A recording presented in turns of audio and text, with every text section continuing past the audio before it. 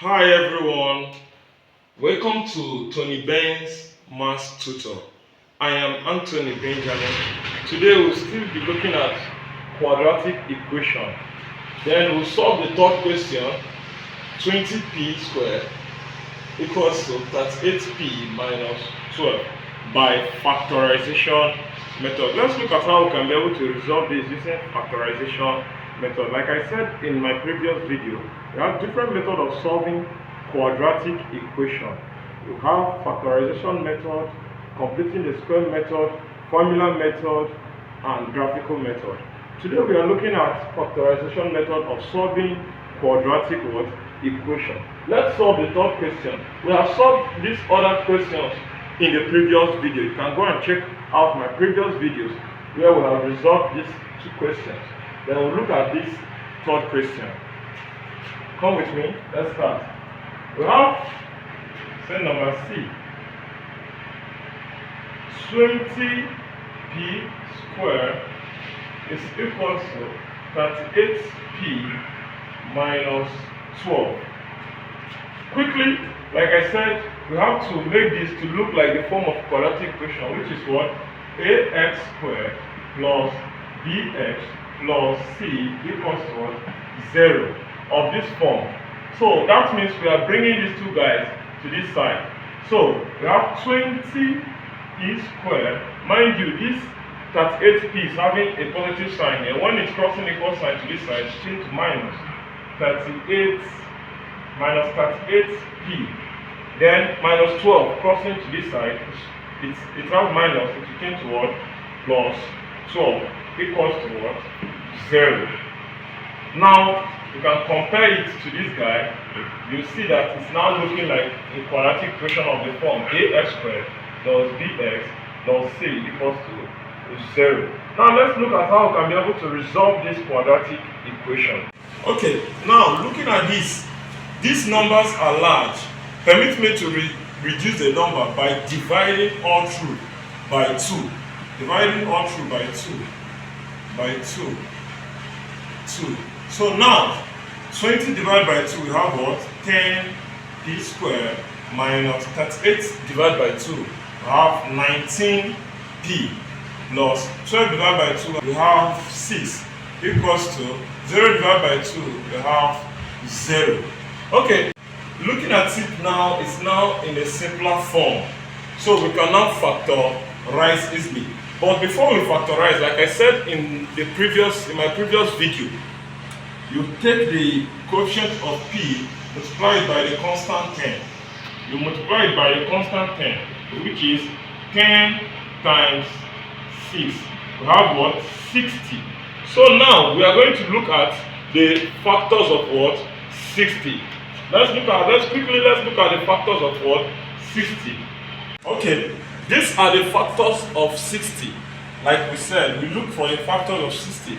And these factors of 60, you look for two numbers. When you multiply, you get 60, and when you combine, you get minus 19. Mind you, you have to check carefully. So we are picking 4 and 15, because 4 minus 4 minus 4 minus 15 minus 4 minus 15 is what? Minus 19. And minus 4 times minus 15, we have what? Minus times minus is plus. 4 times 15 is what? 60. 4 times 15 is what? 60. So we use minus 4 minus 15. Minus 4 minus 15. So let's continue. We have this to be 10p squared minus 4p minus 15p plus, bring down 6, equals to what? 0. So enclose this 10p squared minus 4p. Enclose them in the bracket. Enclose minus 15p plus 6 inside the bracket too, minus 15p plus 6 inside the bracket too. Nothing new, it's the same thing. So what is the factor of 10 that can also go into what? 4. Let's pick what? 2. So 10 divided by 2 is what? 5. Mind you, p square is here and p is also here, so they are common. Bring p outside too. So 10p squared divided by 2p, what do we have? 5p minus 4p divided by 2p, what do we have? Only 2. Just 2. Then what is common here and here that can go into 15 and also go into 6? We have what? Minus 3. Minus 15 divided by minus 3, we have 5. Mind you, we are factorizing. We are factorizing. Factorize. Factorize. We are factorizing. Okay. So we have p, 5p minus 15 divided by minus 3, we have 5p. Then 3 divided by minus, 6 divided by minus 3, we have what? Minus what? 2. In such a way that you have minus 3 times 5p, you have minus 15p. Then minus times minus, you have plus 3 times 6, you have what? 2 equals to what? 0. My brothers and sisters, we are bringing these two guys together. And like I said in my previous video, if after factorizing, if these two brackets are not the same, you are wrong. So bringing these two guys together, we have 2p minus 3. Then pick one of the brackets since they are the same. 5p minus 2 equals what? 0. Are you following? So since these two statements are all equal to 0, we now have 2p minus 3 is equals to 0, or 5p minus 2 is equals to 0.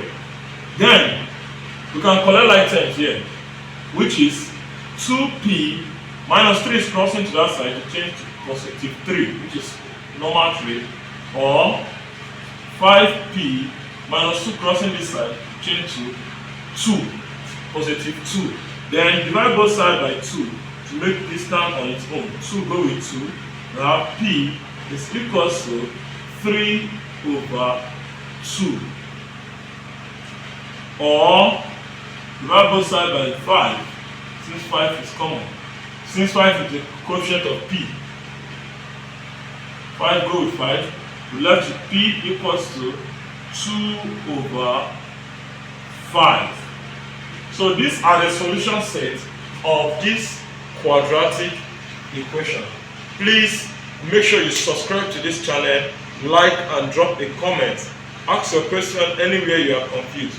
So now I am leaving the last question to you guys. You guys should try it. Question D, which is 1 over 6 y squared is equal to 2 over 3 y plus 16 over 3. You guys should try this one. Please subscribe to this channel. Make sure you like, comment. Anywhere you are confused, make sure you air out so that we will assist you. Thank you once again. You are welcome to Tony Ben's Maths Tutor. Thank you.